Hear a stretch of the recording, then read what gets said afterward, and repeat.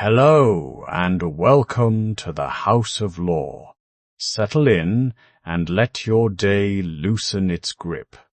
Tonight, I am taking you somewhere simple, a small station at night.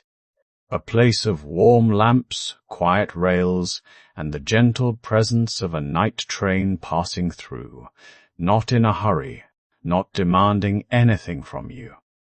If these stories help you rest, you can like, subscribe, or share. The House of Law with someone who might enjoy a calmer evening. Nothing urgent, just a small kindness when it feels right. Now, imagine the station. It is not the kind of place that needs bright signs or busy announcements.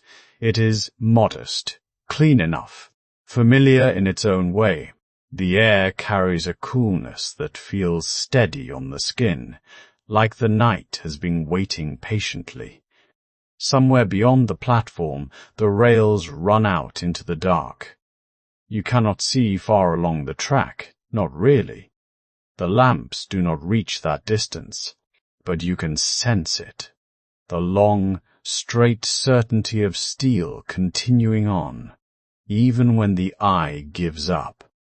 Every now and then, the smallest sound arrives. A muted echo. A soft clink. Not sharp, not startling. The kind of sound that seems to come from far away, take its time crossing open space, and then rest beside you. I like that about stations at night. They teach the difference between noise and presence. The rails are still, but they are never silent. They hold a memory of motion, a calm promise that something will pass by, as it always has. Overhead, the lamps glow with a gentle amber light. It is not harsh. It is the color of warm paper, of an old page being turned slowly. The light makes steady shadows. A bench becomes a quiet shape, its slats darkened underneath. A timetable board hangs on the wall, letters and numbers softened by the dimness, as if they are not trying too hard to be read. Even the platform edge looks calmer at night, the pale line along the drop to the track like a simple reminder to stand back and breathe. There is routine here, and routine can be a kind of shelter. A station has rules that do not change much. Wait here. Step there. Listen. Watch. Then let the train come and go. And tonight there is no pressure to do anything quickly. If a door opens somewhere, it opens gently. If footsteps pass, they pass without urgency. If a voice speaks at all, it stays low, as though it understands that the night is doing quiet work. I stand with you in this soft pool of lamplight, looking down the track. Far away, barely more than a suggestion, there is a sound on the rails. Not loud yet. Just a distant, steady murmur, like a line being drawn across the dark. It is the night train, still out of sight, but already felt, and, as it approaches, the station does not tense. It simply continues being what it is, a place that knows how to receive what arrives. The sound grows a little clearer, then settles again, as if it is practicing calm. There is comfort in that. A train in the night is not only movement, it is reassurance. It is a reminder that someone, somewhere, keeps the lights on, keeps time, keeps the rails in order. You do not have to be on the train to feel its steadiness. Sometimes it is enough to stand here, safe on the platform, and let the distant echoes come to you, one by one, until your thoughts slow down to match them. The platform is long and level. a narrow world made of boards and stone, edged by lamps that do not glare. Their light rests gently on the ground, as if it has learned how to be quiet. I watch the far end of the track, not with urgency, just with patience. This place has its own sense of time. Footsteps arrive, slow and regular, and then there is the conductor. He does not hurry. His pace is steady, measured, like someone counting without speaking. Each step lands where it should, and then the next one follows, the same distance apart. Not to impress anyone, not to perform, simply because order is comforting. His uniform is plain, kept clean, brushed down. A cap sits straight. Nothing flashy, nothing demanding attention. It is a kind of clothing that says, I am here to keep things understandable. He carries a small lantern, even though the lamps are already lit. The lantern is not really for brightness. It is for focus.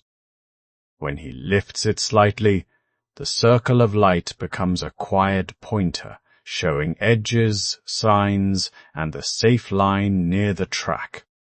He pauses beside a bench and places 2 fingers on the backrest, as if checking that it is real, steady, and ready to hold someone who needs to sit. It is a simple gesture, almost nothing, but it tells me something important. Care can be small, care can be routine. He looks down the platform, not scanning for trouble, just noticing. A bag set too close to the edge. A loose paper turning in a faint breeze. A traveler standing with shoulders tense, not sure where to be. The conductor does not call out. He steps nearer, and with a gentle motion of his hand, he indicates the safer spot, a half pace back from the line. The traveler shifts without thinking too hard, and the tension eases. No lecture, no sharp correction, only guidance that lets a person keep their dignity. When he checks a pocket watch, it is not a dramatic act. It is a quiet agreement with the schedule. The world is wide, people are tired, and this small circle of rails and timetables is meant to help them arrive. He turns his head, listening, not for noise, but for the familiar shape of it. A distant tremor, a soft vibration carried through the iron. The train is still far off, but its approach is already being translated into the body, into the boards underfoot, into the way the air seems to settle. The conductor walks on. He touches the sign that marks the car numbers, making sure it is aligned. He straightens a hanging notice, then lets his hand fall back to his side. Simple gestures repeated each day and each repetition saying, you are not alone in this process. It occurs to me that his role is built on care and order, not as strictness, but as a kind of kindness. Order means the doors will be where you expect them. Order means the steps will be steady. Order means someone has already thought about the little things, so your mind can rest.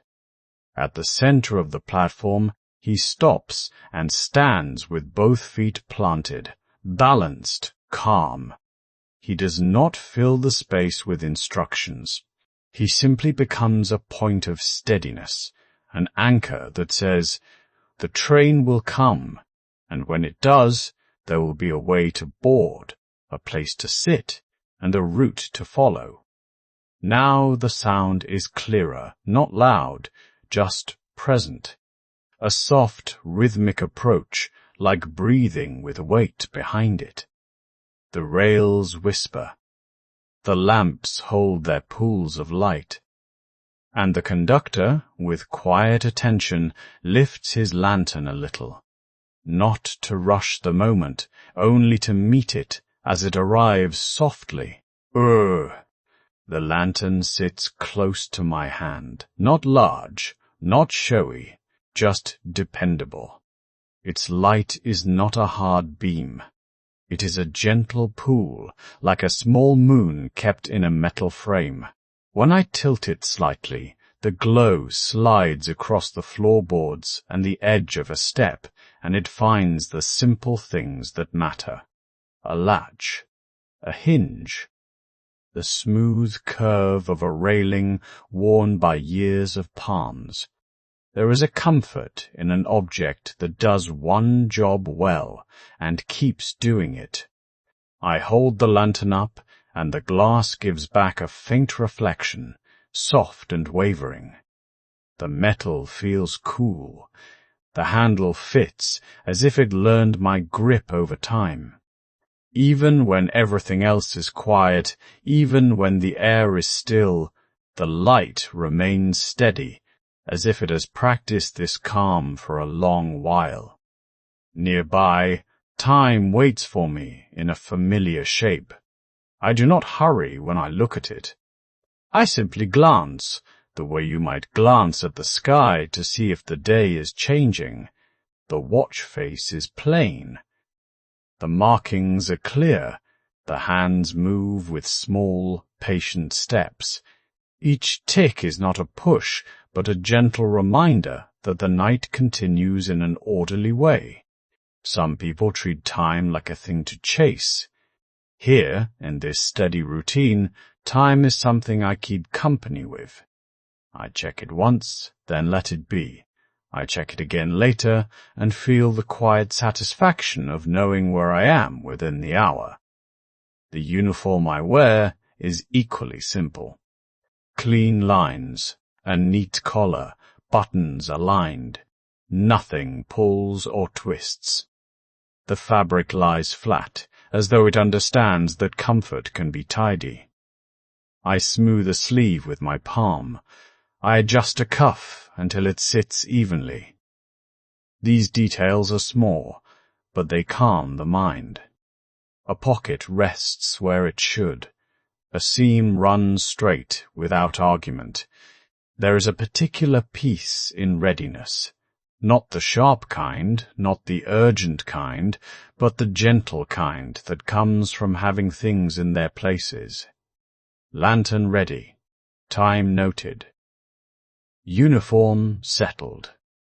I stand for a moment with the soft light at my side, and I let the quiet order of these familiar items do what they always do. They make the world feel steady, even when no one is watching. I move the lantern a little closer to the first car, and the light settles on wood grain and ironwork. Nothing needs to be rushed. Travel begins long before wheels turn. It begins here, with simple tools, quiet purpose. In my hand, I carry a small ring of keys. They are not fancy. Their edges are worn smooth from years of use. I let them rest against my palm for a moment, feeling their familiar weight. I start with the nearest door. I place my fingers on the latch, not to test it roughly, only to learn how it sits. I lift it and let it fall back into place. A soft click. Then I tug the door gently, just enough to know it holds. I do the same with the next door on the same car. Touch, lift, click. A calm rhythm. If a hinge gives even a small complaint, I do not argue with it. I simply listen. I add a single drop of oil from a small bottle kept in my coat pocket. Just one drop. Then I move the door back and forth once, slowly, until the sound grows quiet again. I do not try to make anything perfect. I only try to make it ready. When the doors are settled, I step back and look along the side of the car. I note it in my mind, the way a librarian notes a book returning to its place. First car, sound doors, hinges calm, latch firm. Then I walk to the next. I keep them in order. I do not skip ahead. Second car, I count the doors with my eyes before I touch them. 1, 2, then the far end. Each one gets the same small courtesy of attention.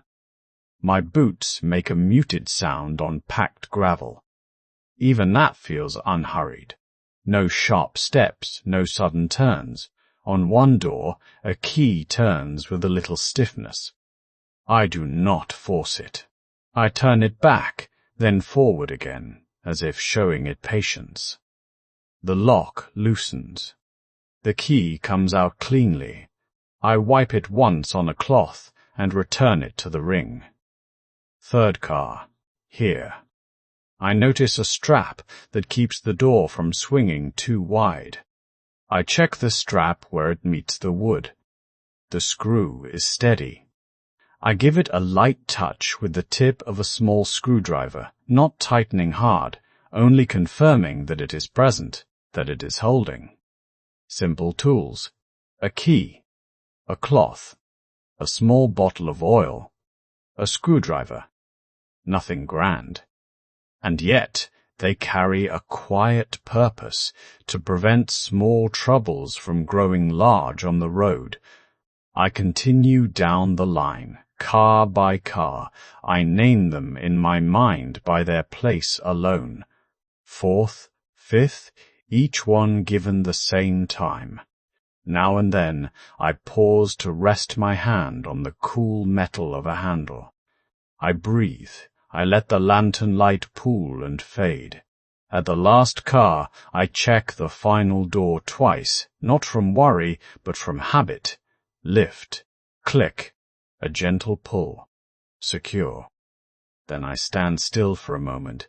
All the doors are quiet. All the latches have spoken in their simple way.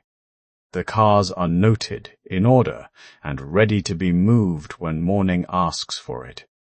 I turn the lantern slightly, letting the light fall away, and I keep my movement slow, as if the night itself is something I do not wish to disturb. I keep moving forward, one car to the next, letting the train reveal itself in small, careful details. Inside, the light is never harsh. It does not glare from above like midday sun. It arrives softly, from shaded fixtures, from lamps tucked into corners, from narrow strips that seem to glow rather than shine. The brightness feels measured, as if someone planned it for tired eyes. As I walk, I notice how the light changes on different surfaces. It rests on the tops of seat backs, it gathers along the edge of a table, it softens the angles of a doorway. Even the metal parts look gentler here, less like machinery, more like a quiet frame holding the room together. The colors stay muted. There is no loud pattern to pull my attention. Instead, there are calm tones, deep blues that fade toward gray, warm browns like polished wood, a kind of soft green that reminds me of felt. The palette feels chosen to settle the mind, not to excite it. The lines are clean, and the shapes are simple. Panels meet neatly. The seams are straight. Handles and rails are placed where the hand expects them to be. Nothing looks improvised or crowded. There is space for the eyes to rest, and space for the body to move without thinking too hard. I pass small signs, printed plainly, offering quiet guidance. I see compartments that close with a gentle click. I hear the low sound of ventilation, steady and even, like a distant tide. The train is alive, but it does not demand attention. In the narrow corridor, the carpet hushes my steps. The walls hold a faint texture, not rough, just enough to break the shine. Now and then I catch a reflection in glass, a softened version of the hallway stretching behind me. There is a feeling that settles in each car, a sense of shelter. Outside, the landscape can be vast, dark fields, long rivers, empty stations. But inside, everything narrows into something safe and knowable. A row of seats, a small table, a reading light, a curtain that can be drawn. I think that is part of the comfort, how the train creates rooms that move.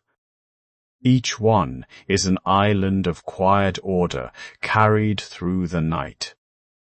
And as I continue, I let the calm design do its work, letting my breathing slow, letting the soft light blur the edges of thought while the steady motion keeps its gentle promise of going on.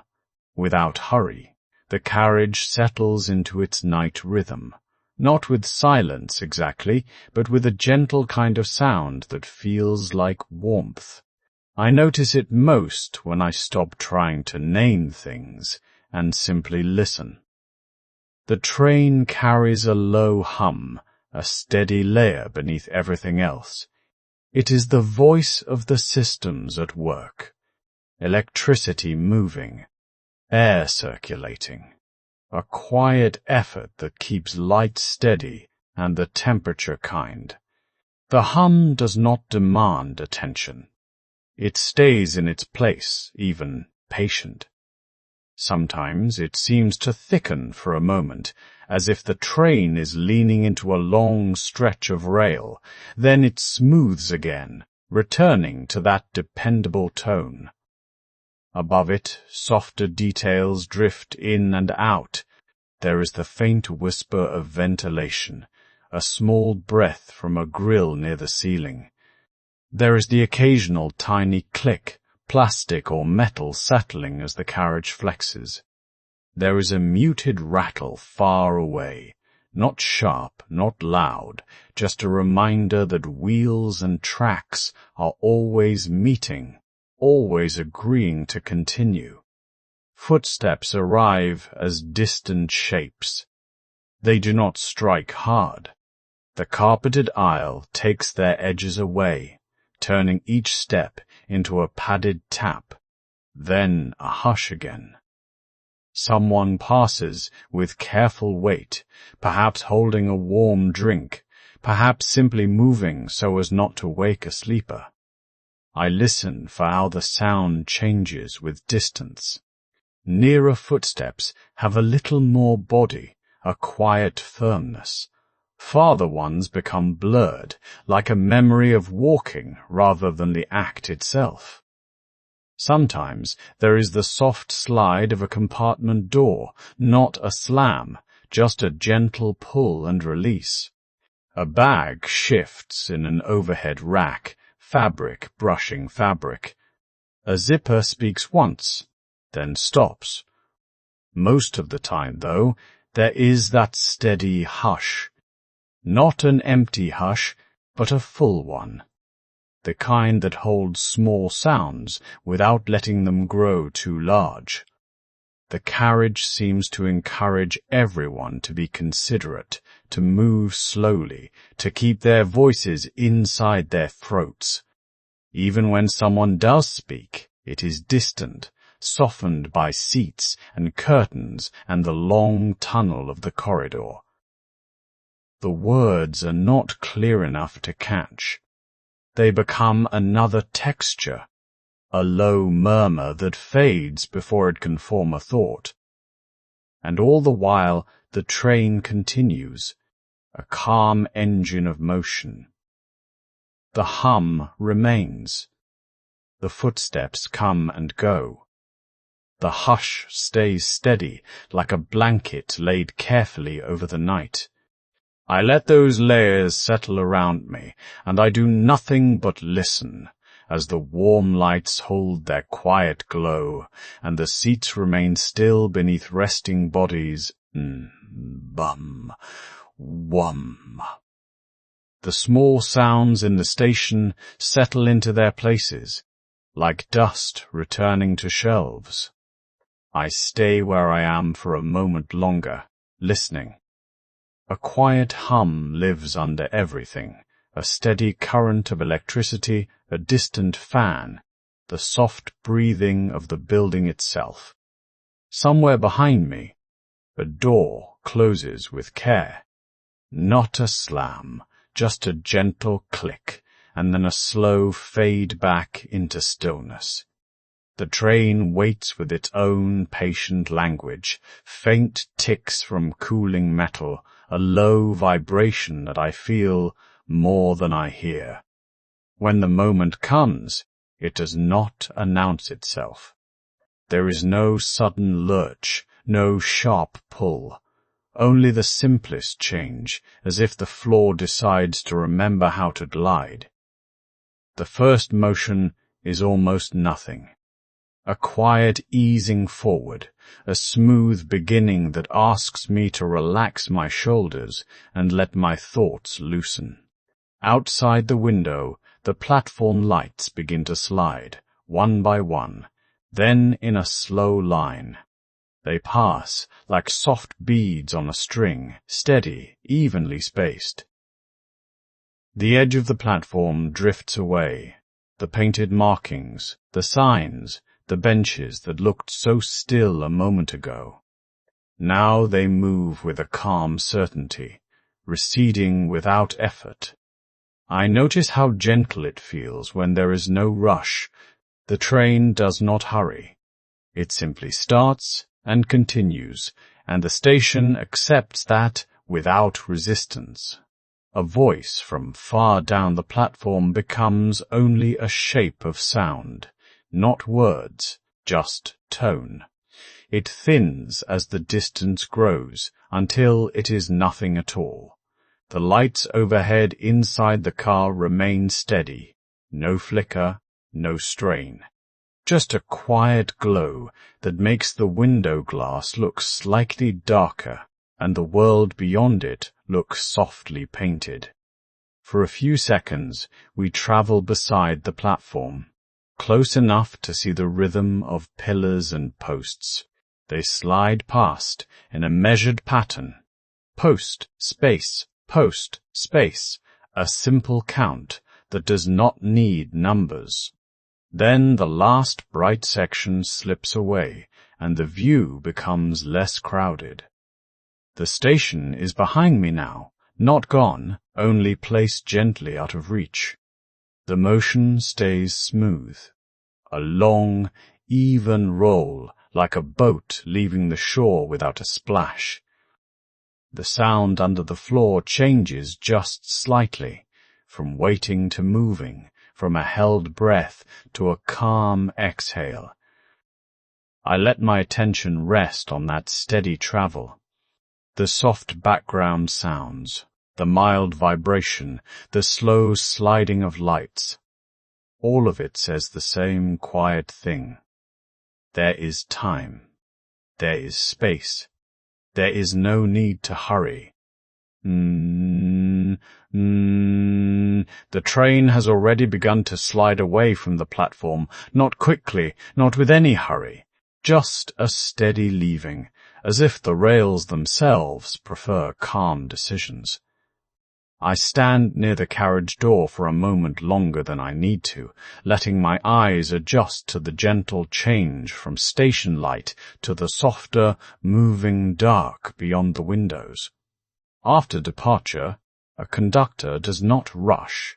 There is a simple pattern to follow, one that has been learned over years and kept because it works.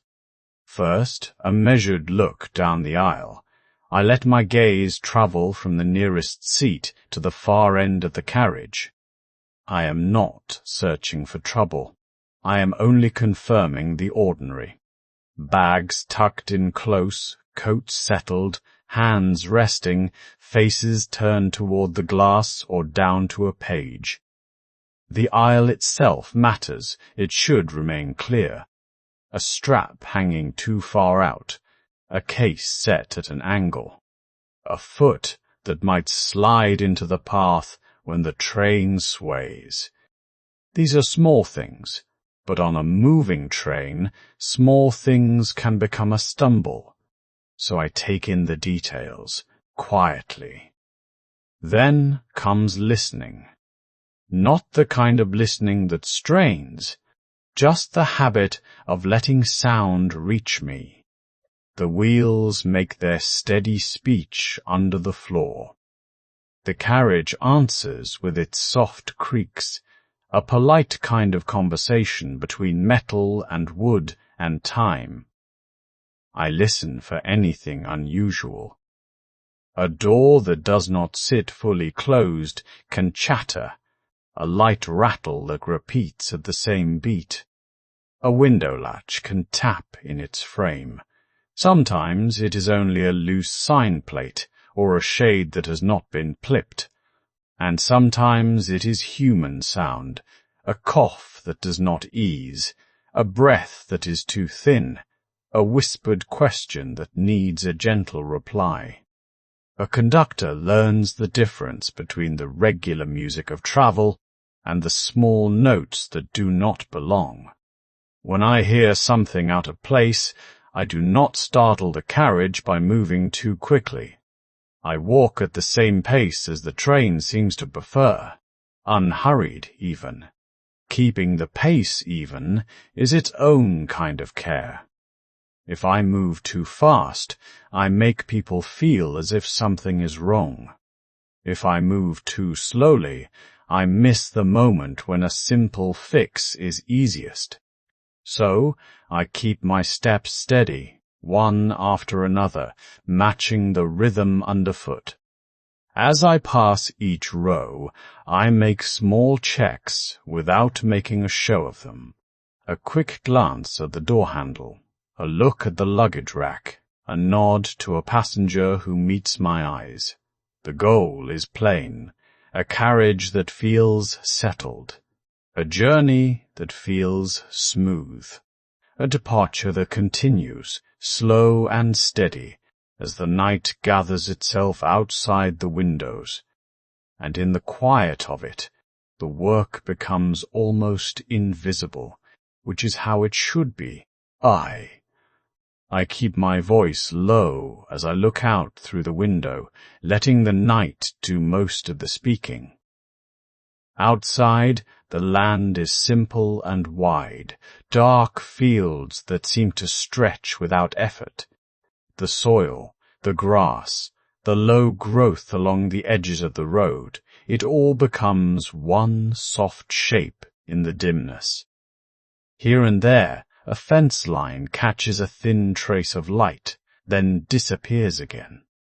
The trees stand quietly, not in a crowd, but in small groups, spaced out like calm thoughts.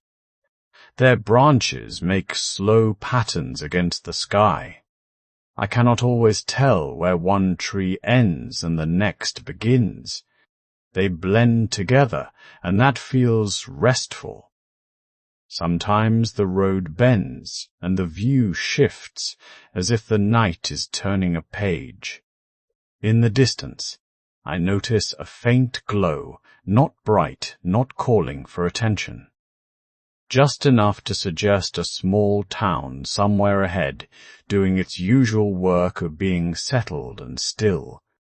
As I watch, the town passes softly. A few streetlights in a line, a handful of windows with warm squares of light, a quiet sign that I cannot read at this speed. There is no rush to understand it. I let it be what it is, a brief cluster of human calm, then it slips behind me. Between towns, the darkness returns to its larger shape.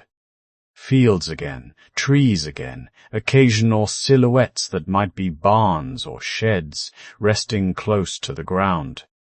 I notice the glass itself now, the way it holds two worlds at once.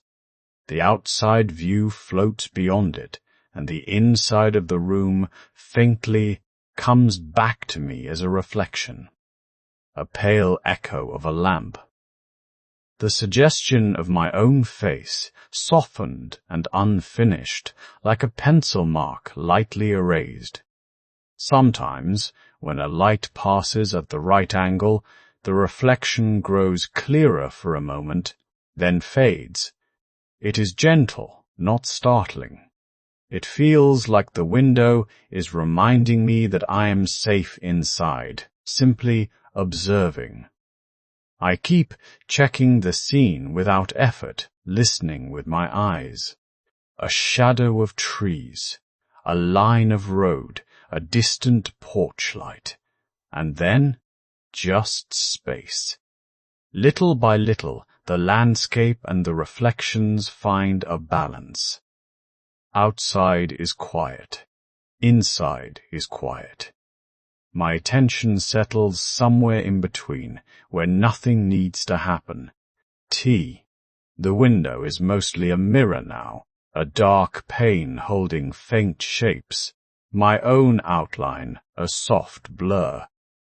Behind it, night gathers in wide fields of ink, and every so often a small light appears, then slides away.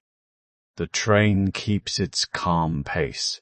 I listen for the pattern that never quite repeats, yet always returns. Wheels on rails, a steady counting.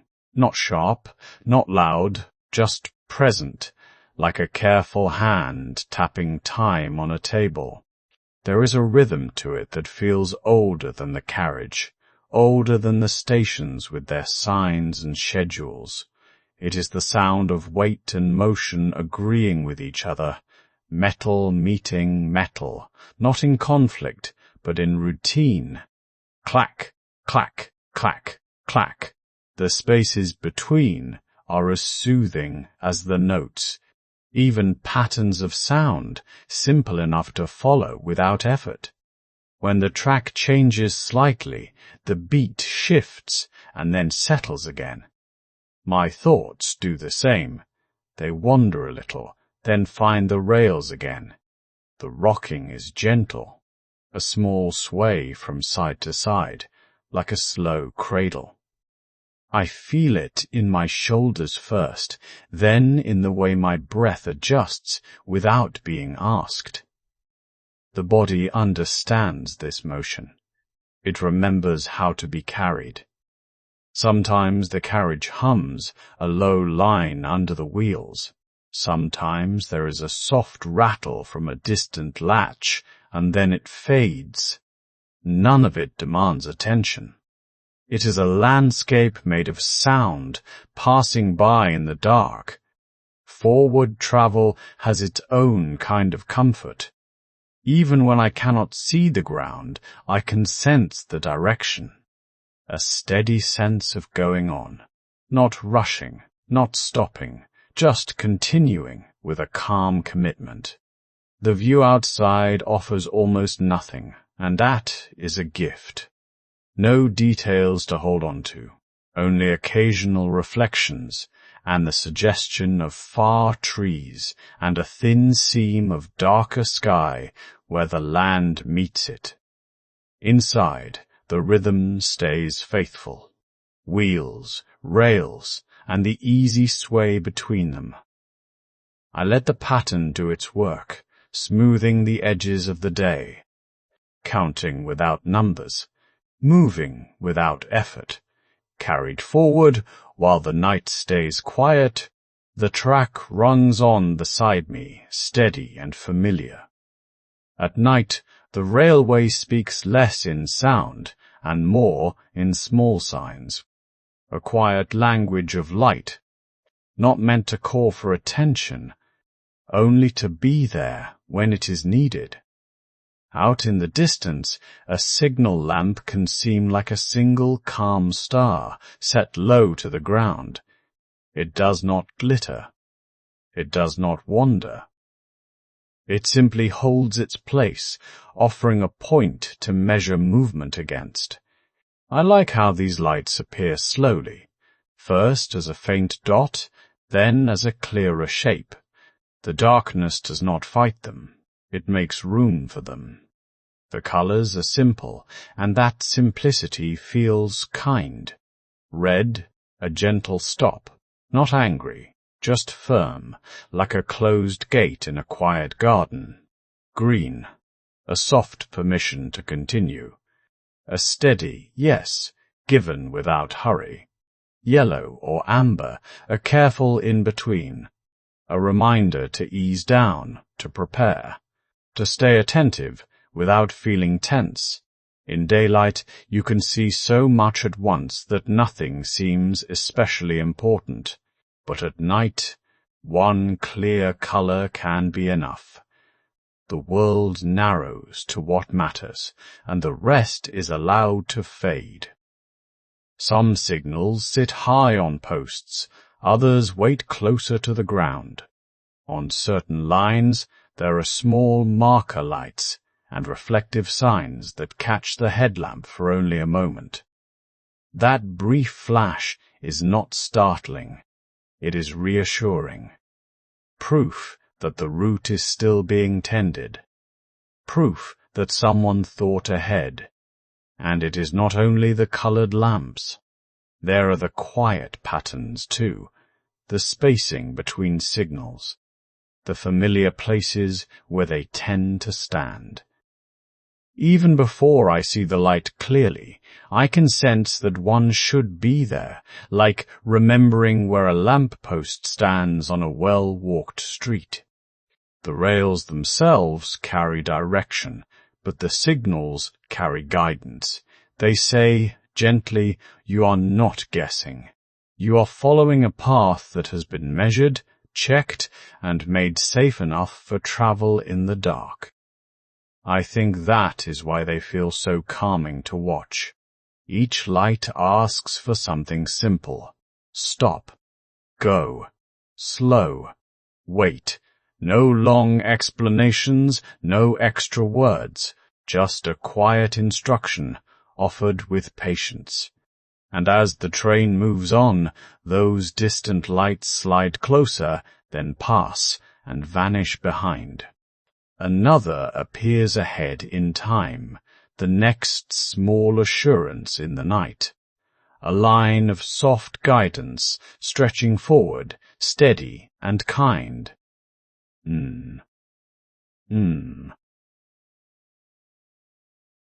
The schedule rests in my pocket like a small folded map, not heavy, just certain.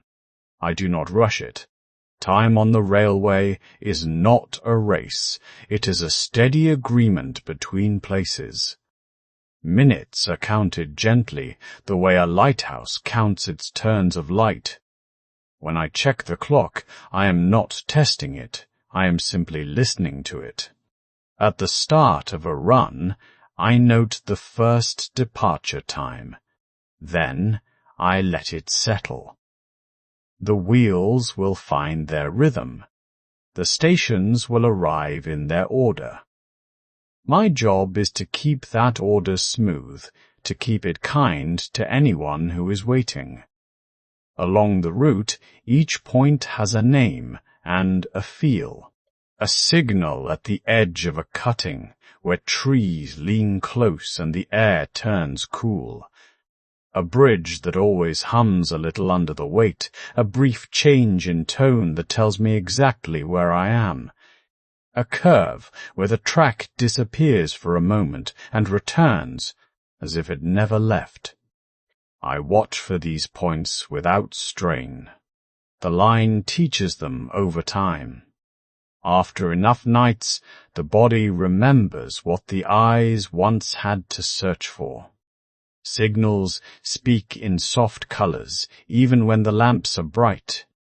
Green is permission, simple and clean. Yellow is a careful reminder, not an alarm, just a request to be ready. Red is stillness, a held breath, a pause that belongs to everyone. When I see a signal, I do not think in sharp thoughts.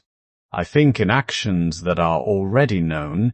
Ease the power, hold the speed, let the train respond gradually. Predictability is a kind of comfort, Suddenness has no place here. I keep a quiet count of distance, not numbers exactly, more like a sequence of familiar moments.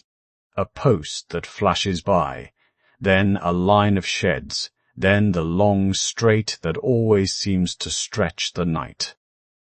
Each one tells me something small, and together they keep me oriented. If the rain thickens, if fog softens the edges of the world, these known points remain. They turn uncertainty into a series of simple steps. Respecting the schedule is part of that same calm. If we are early, I do not steal time from the next station. I let the train breathe. I let the timetable keep its promise. Doors open when they should. Platform lights meet us as expected. People do not have to guess. If we are a minute late, I do not try to win it back with force. I look ahead. I think of safe margins, of smooth braking, of gentle acceleration. The railway is forgiving when you treat it with patience. Some nights, the world outside the windows feels like a long watercolor wash, dark blue, soft grey, with points of light that drift past. And inside the cab, everything is steady. A glance to the instruments. A listening pause. A hand that moves only when it needs to. In that steadiness, timing becomes natural. It is not pressure, it is placement.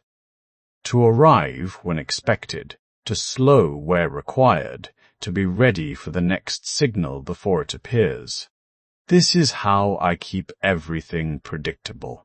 For the sleepers in their seats, for the workers waiting on platforms, for the quiet towns that count on the train passing through without fuss. The route continues. Point by point, signal by signal, in soft colors and measured time. All, inside the cars, time is kept in a calm way. I notice it most in the small comforts, the ones that do not ask for attention. A blanket folded at the end of a seat, or tucked into a corner where a traveler can find it without searching. Not fancy, not bright, just a plain layer of warmth, waiting. Some blankets are the color of oatmeal, some are deep blue, some are patterned with small squares that do not insist on being noticed. They carry a quiet weight, the kind that helps the body remember how to rest. In the quiet corners of the car, there are places where sound softens. The curve of a wall by the window, the sheltered space near the end door, the spot where two seats meet and make a small hollow for the shoulders. I think of these corners as gentle arrangements, made by design and by habit. A person can sit there and become smaller, not in fear, but in comfort. A book can close, hands can fold, breath can slow. The aisle stays neat. It is not only about rules, it is a simple kindness. Bags are kept close. Coats are draped without spilling. Shoes find their place beneath a seat. When an aisle is clear, the mind feels clear too. I listen to the soft pattern of movement, a careful step, a quiet turn, a pause that gives space to someone passing. Even when no one is walking, the open aisle feels like an invitation to ease. The surfaces are clean, and that cleanliness has its own gentle language. A table wiped until it is smooth under the fingertips, armrests free of grit, windows without smudges that catch the light. A small trash bin emptied so nothing lingers. These details do not shine. They simply settle things down. I let my eyes rest on the plain order of it all, the simple lines, the calm symmetry of seat backs and panels. Then there is the air, soft airflow, not a gust, not a whisper right in the ear. Just a steady, quiet presence, moving along the car in a way that is almost unnoticeable. The temperature holds steady, not too cool, not too warm, a middle place where skin does not have to react, where the body can stop adjusting and begin to relax. Even the vents seem to understand the mood, directing their effort away from faces and hands, spreading it out so no single spot feels targeted. I think about how much comfort can come from not being disturbed, a blanket that waits, a corner that softens sound, an aisle that stays open, a surface that feels clean, air that stays gentle, and a temperature that does not shift. With these small things in place, the car becomes less like a container and more like a room prepared for rest, a place where minutes can pass without friction, where time is not pushed forward, only carried, evenly, quietly, yi, ni, ni, na, quietly. I walk along the aisle at an unhurried pace, letting my steps land quietly, letting the space do what it does best after dark. The lighting is dim and restful, small lamps under shelves, a low strip of amber near the floor, a single bulb behind a shade that turns brightness into something gentle. Nothing glares, nothing insists. The corners remain present, but not demanding, as if the room is content to be only partly seen. A counter runs along one side, smooth from years of hands resting there. I pass a stack of plain cups, the kind that feel familiar even if you have never held them before. Beside them, simple offerings, a small pot kept warm, a bowl of fruit, crackers in a glass jar, a plate covered with a towel that keeps things from drying out. This is not the hour for choices that require thought. It is the hour for the easy thing, the known thing, something you can take without needing to explain why. I lift a kettle just to feel its weight, then set it back down with care. The lid makes the smallest sound, a soft tick like punctuation. Somewhere behind the counter, a cooling unit breathes steadily. It is not loud, it is simply there, a slow mechanical hush, the kind you stop noticing once your mind begins to loosen. I listen for the smaller sounds too, the faint clink of a spoon in a cup, the quiet slide of a drawer closing, the papery whisper of a napkin being pulled free. These are not sharp noises. They arrive rounded at the edges, softened by distance and by the late hour. Along the aisle, there are stools tucked in neatly, chairs pushed close to tables, everything drawn inward. The surfaces are clean, but not sparkling. In low light, nothing needs to prove itself. A table can just be a table, waiting patiently. I pause near a shelf where the familiar things live. Tea packets lined up in rows, sugar in a small dish, salt in a shaker that has been refilled so many times it feels like part of the room. The labels are simple. The shapes are ordinary. That is the comfort of it. When I move slowly, not because I must, but because slowness suits the space. The night service is not about speed, it is about steadiness. I imagine someone arriving with their thoughts still loud, then finding this aisle this calm line of options and letting their shoulders drop without even noticing. A warm cup, a small bite, a place to stand for a moment, to breathe. The light continues to pool on the counter, leaving the far end of the room in a quiet blur. The aisle becomes a gentle path, and the service area becomes less like a station, more like a small promise that you will not go without. I take one last slow look. The cups, the jars, the resting chairs, the steady breathing of the machines, and I let the quiet settle in fully, as if it belongs here, as if it always has. The car stays dim, as if it has learned that most needs at this hour are simple. A place to sit, a place to rest my hands, a small pocket of warmth in the moving night. I listen to the train in the way a person listens to rain on a roof, not to count it, not to study it, only to let it be steady. The wheels make their soft agreement with the rails again and again, and the sound smooths the edges of my thoughts. Somewhere beyond the glass, towns appear, not announced, not pointed out. They simply arrive, and then slide away. I see a few lights in windows, a pale square here, a thin line there. One lamp is left on in a kitchen, shining on nothing in particular.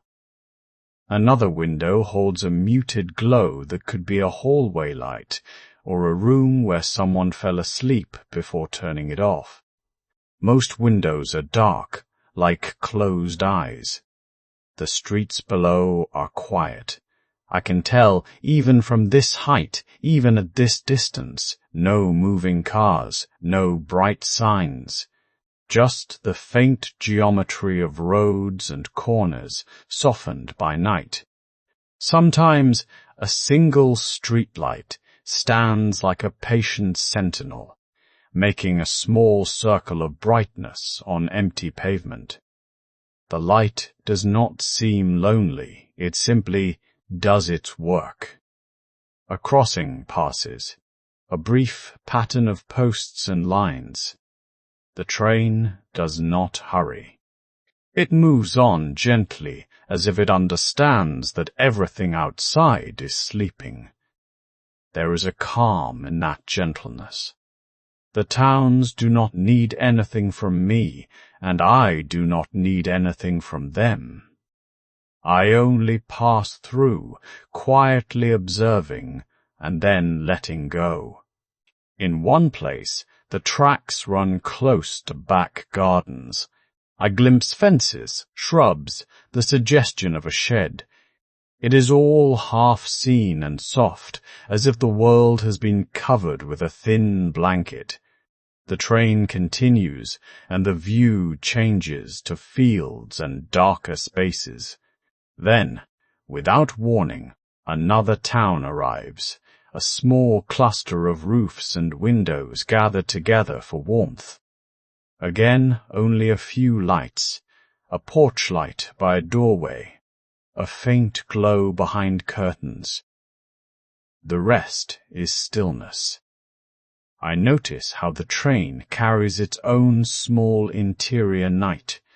Dim reflections hover on the glass, a vague shape of my shoulder, the outline of a seat, a smear of warm light from somewhere down the car. I stay with the rhythm, the steady forward motion, the quiet passing.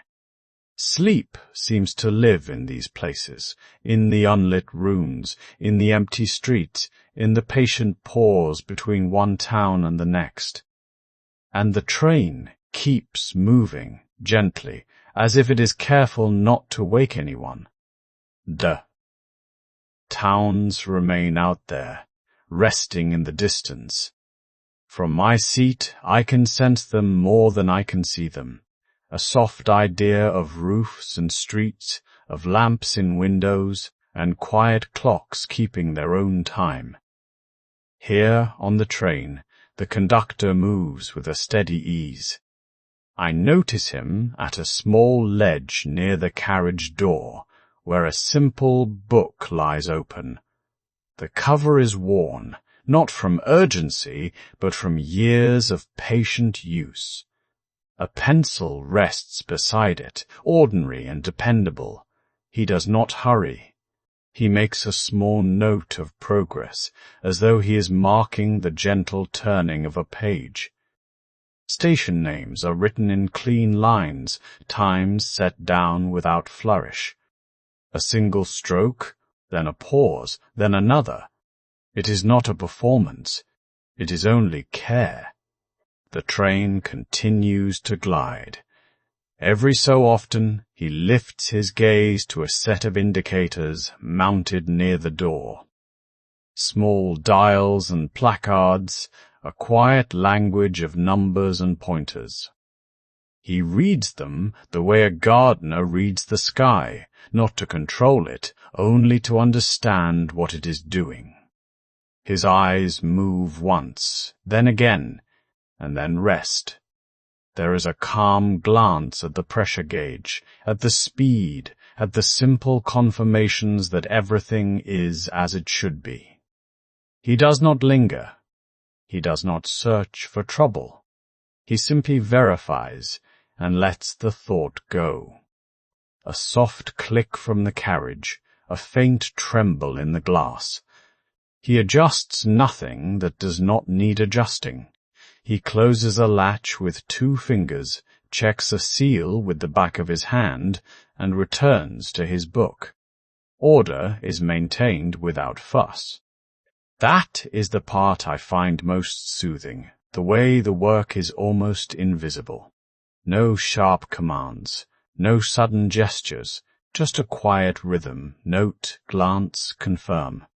In the aisle, a strap lies flat where it should. A small sign is straightened by a breath of movement. A lantern is turned down the slightest amount, until the light is a warm hush instead of a bright statement.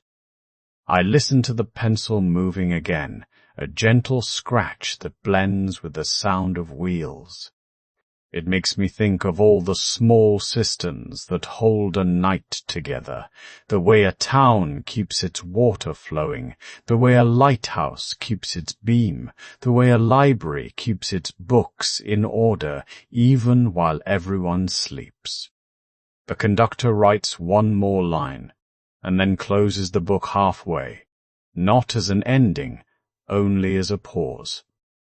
Outside, the dark remains open and wide, and those distant towns, still resting, continue to drift along the horizon of the mind, steady and untroubled. Dash, dash, dash, the notes I have been making rest beside me, quiet marks on quiet paper. The house feels the hour changing, not with a sudden shift, but with a slow easing, as if the whole place has decided to settle a little deeper into itself. Outside, the street has fewer movements in the cars. Headlights still pass now and then, but they are spaced farther apart. A single engine sound arrives, lingers for a moment, and then slides away into the distance. When a car does go by, it feels softer than before. Not only because it is farther away, but because the night has thickened around it. The sound does not bounce as sharply. It seems to be caught by trees and walls and curtains, and gently held until it fades. I listen for the small details. A tire over a seam in the road, a brief hush as a car coasts, the faint click of a signal that never becomes urgent. Each sound is simple. Each one ends cleanly. Between those passing moments, there is more space, more quiet. The street, that earlier had a steady rhythm, now rests in long pauses. Inside, the house adds its own soft notes. The faint settling of wood, a slow breath of air through a vent, the almost inaudible tick of cooling metal somewhere out of sight. These are not interruptions. They are part of the calm, like a low, steady accompaniment. Even my own movements feel different. I shift a page, and the paper seems louder only because everything else has grown so gentle. I set my hand down, and the fabric beneath it gives a quiet answer. The world has not stopped, it has simply lowered its voice. And with that, a feeling of settled calm begins to take shape, not as a thought I need to hold on to, but as something I can let hold me. The mind does not have to search so hard now. The night offers fewer choices, fewer demands, and that narrowing is kind. I look at the notes again, made with care, made without hurry. They do not ask to be finished tonight. They only remind me that attention can be soft and still complete. Outside, another car passes, slower than the ones earlier. Its sound is rounded at the edges. It moves through the darkness like a small, ordinary event, and then it is gone. The quiet returns, fuller this time.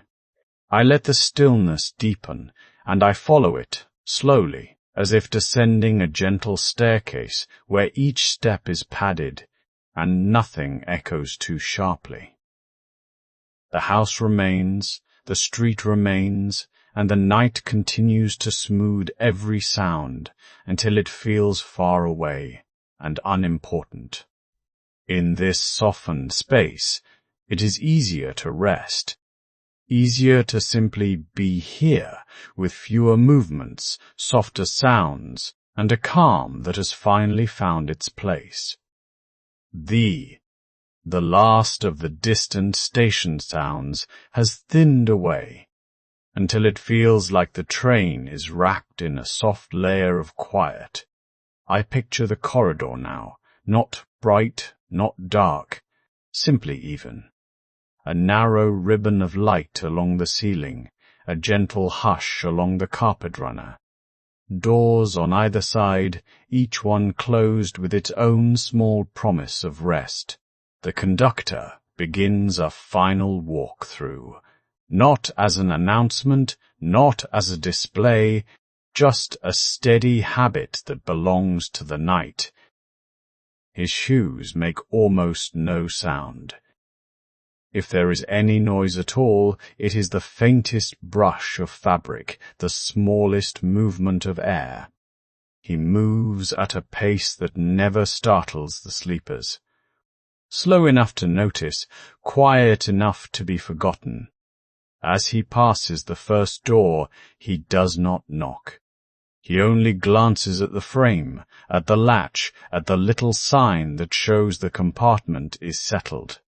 One hand rests lightly near the handle, not turning it, only confirming what is already true. Everything is in place.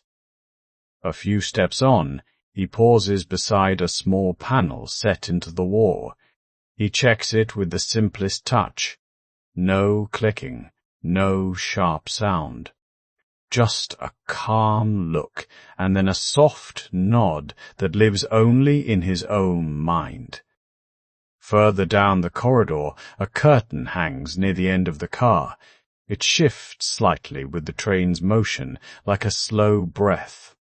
The conductor smooths one edge so it falls cleanly again, then lets his hand drop back to his side. He passes a window where the night outside is nearly featureless, a dark field of motion. Sometimes a pale light slides by in the distance, then is gone. He looks without leaning, without lingering, and then returns his attention to the quiet work inside. One more door, another small check, a sign aligned, a latch sitting straight, a gap at the floor that is neither too wide nor too tight. The tiny practical details that make a journey feel safe without anyone needing to think about them. Near the end of the car, there is a shelf for stray items, a folded newspaper, a forgotten scarf, a cup that was not taken back. He does not judge what is there. He simply arranges it so it cannot fall, so it will wait politely until morning. The train continues forward, steady and unhurried. In this moment, the corridor itself feels like part of the sleeping ritual, a place where nothing sudden happens, where the world has narrowed to gentle motion, soft light, and the quiet certainty that someone has walked through and made sure all is well. The conductor reaches the far end and turns with the same careful ease. He does not hurry back. He does not increase his step. The return is as calm as the first pass. As he goes, the car seems to grow even quieter, not because anything has changed, but because the mind notices there is nothing left to manage. No loose ends. No unsettled corners. Only the slow rhythm of travel and the feeling that everything is where it should be. And when his walk through is done, the corridor remains, clean and still, holding the quiet like a blanket laid evenly across the night. The train keeps its steady way, and I keep my thoughts slow enough to match it. There is a simple comfort in that rhythm, wheel after wheel, rail after rail, not hurried, not stalled, just moving forward in a line that has carried countless quiet travelers. I let myself notice the small sounds that do not ask anything of me, the soft breath of the carriage, a faint rattle of something settling into place, the low hush of air against the windows. The lights remain soft and low, not bright enough to wake the mind, not dark enough to feel uncertain. A kind of in-between glow, like lamplight in a hallway late at night, showing just enough to make every corner gentle. I imagine the House of Law the same way, not as a place that demands attention, but as a place that offers it, only if I want it. I take another calm walk through it in my thoughts, down a familiar passage where the floorboards know the weight of careful footsteps, past a shelf where a few old volumes rest with their spines turned outward, titles worn smooth, as if they have been touched many times by patient hands. Nothing is urgent here. A door stands slightly open, and behind it is only stillness. A chair by a window, and beyond the glass, a night that holds its distance. A small table with a folded cloth, neat and untroubled.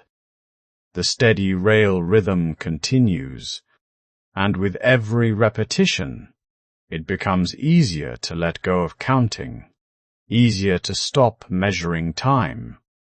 The mind can loosen its grip, like a hand unclenching around something it never needed to hold. If any thoughts wander in, I do not push them away.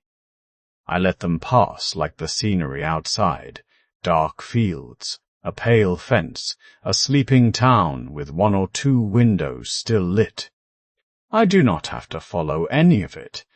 I can simply listen and drift.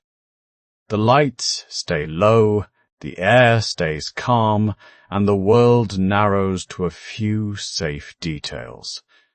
The gentle sway, the quiet weight of the seat, the sense that everything I need to do has already been done for now. I breathe in and out, longer out than in. Again, in and out, and somewhere between those breaths, the day becomes less solid. Its edges soften. Its sounds fade. What remains is a simple, steady motion and the permission to rest. I keep walking through the house in the easiest way, not searching for a final room, not trying to reach a perfect ending, just moving through calm spaces, letting each doorway lead to another quiet place, until even the idea of walking becomes optional. The train continues, the rails continue, and I allow sleep to feel close, not like a sudden drop, but like a slow settling, like a blanket finding its place, like a book gently closing on a page that can wait. Nothing more is required. Only this soft light, this steady rhythm, and the gentle drift toward sleep. The night train keeps moving, not hurried, not uncertain. I listen to it, the way I might listen to my own breathing. A rise, a settle, a quiet return. The sound is never sharp. It is rounded at the edges, softened by distance and by trust. The rails speak in a steady language. A repeating line with small variations that do not ask for attention. A low wheel, hum, a gentle clack, then a smooth glide that follows. It is not silence, but it is close to it. The kind of sound that makes space in the mind instead of filling it. I let my thoughts sit back, as if they have found a seat facing the dark window. Nothing needs to be solved. Nothing needs to be carried forward. The train carries itself, and that is enough. Sometimes there is a passing note of movement, a slight change in tone as the track bends. The body notices, then relaxes again. A reminder that there is direction without demand. The rhythm stays faithful, predictable, like a lamp left on in another room. It does not brighten, it does not dim, it simply stays. Even the smallest sounds, a distant coupling, a soft shiver of carriage frame, return to the same calm pattern. I imagine the route as a long thread drawn through the night. Towns sleeping, fields resting, a few scattered lights that watch the train drift by and then slip away behind it. Inside this motion, there is a kind of safety, not because everything is controlled, but because it is steady. The floor is solid. The walls are close. The world outside is vast and dark, yet it moves past at a gentle pace, as if it has agreed to be quiet. I breathe in, slowly. The sound of the train matches it. I breathe out, and the wheels keep their soft, even answer. If a thought rises, I let it pass like a signal light in the distance. Brief, clear, then gone. The train does not chase it, it simply continues. The night grows deeper and the motion becomes lighter, not because the train changes, but because I do. Muscles loosen. The jaw unclenches. The hands rest without holding anything. The rhythm keeps time, and my attention drifts with it. A dependable pulse that asks for nothing and gives a quiet sense of onward. And gradually, the sounds feel farther away, as if they are moving to the edge of hearing. The wheels still turn, the rails still speak, but they are now part of the background, like rain on a roof, like wind through a distant tree. I let that background hold me while sleep comes closer,